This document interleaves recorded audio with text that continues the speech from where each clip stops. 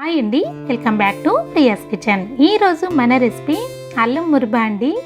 ఈ వర్షాలకి చాలామందికి దగ్గుతో జలుబుతో చాలా ఇబ్బంది పడుతున్నారు కదా.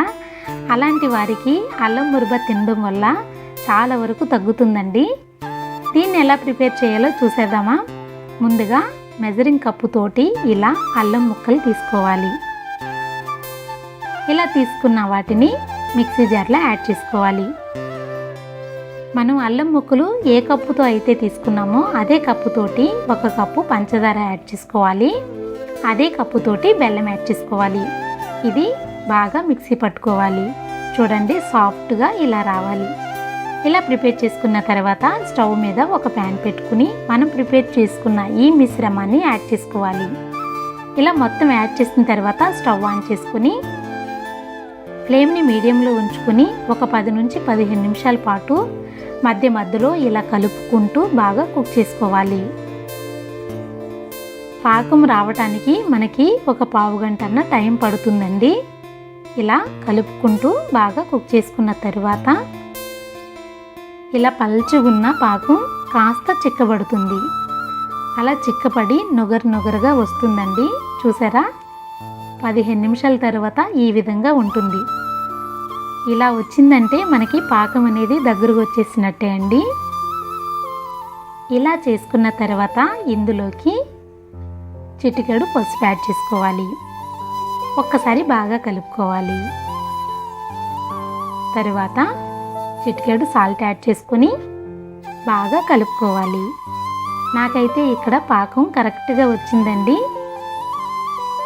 ఒక్కసారి చెక్ చేసుకుందాం. చూడండి, ఇలా చెక్ చేసుకున్నప్పుడు మనం బాల్ కింద చేస్తే కరెక్ట్గా రావాలి.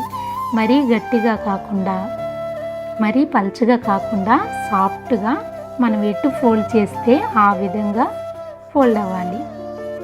ఇలా బాల్ లాగా వచ్చిందంటే కరెక్ట్గా సరిపోతుందండి. ఇప్పుడు స్టవ్ ఆఫ్ చేసేసుకుని ఇది బాగా వేడిగా ఉన్నప్పుడే మనం దీన్ని బటర్ పేపర్ మీద కానీ లేదా ఇలా ప్లేట్లో కొద్దిగా గీ వేసి మొత్తం అప్లై చేసుకుని మనం ప్రిపేర్ చేసుకున్న ఈ పాకాన్ని యాడ్ చేసుకోవాలి. ఇలా యాడ్ చేసుకున్న తర్వాత మొత్తం స్ప్రెడ్ చేసుకోవాలండి.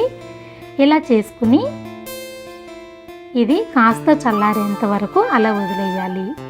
కాస్త గోరువెచ్చగా ఉన్నప్పుడు నైఫ్తో మనకు నచ్చిన షేప్లో ఇలా ఘాటులు పెట్టుకోవాలి. ఇలా చేసుకోవడం వల్ల ఇది బాగా ఆరిన తర్వాత మనకి పీసెస్ కింద కట్ చేసుకుంటే మనం ఎలా అయితే కట్ చేసామో ఆ విధంగా పీసెస్ వచ్చేస్తాయండి. ఒక 2 గంటల పాటు అలా వదిలేస్తే ఈ విధంగా మనకి పీసులు అనేవి వస్తాయి. ఇవి తినడం వల్ల ఎన్నో ఉపయోగాలు ఉన్నాయండి. వీడియో చిన్నగా ఉండడం వల్ల అవన్నీ నేను ఎక్స్ప్లెయిన్ చేయలేకపోతున్నాను. మీరు కనుక ఇలా ప్రిపేర్ చేసుకున్నారంటే సంవత్సరం పాటు నిల్వ ఉంటుంది. Thank you.